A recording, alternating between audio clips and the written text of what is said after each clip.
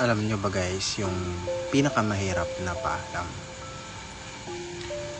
yun yung paalam na alam mong di na babalik. Yung paalam na alam mong wala nang babalikan. Kasi kung paalam yan na pag-iibang bansa ka lang, mag-iibang bansa lang, maiintindihan mo pa yan. 2 years, 3 years kang mag-aantay.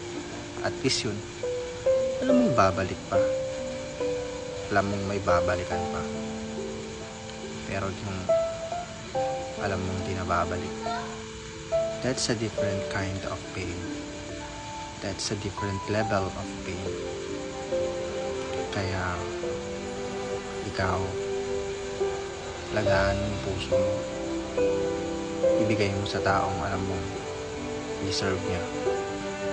At alam mong worth the risk.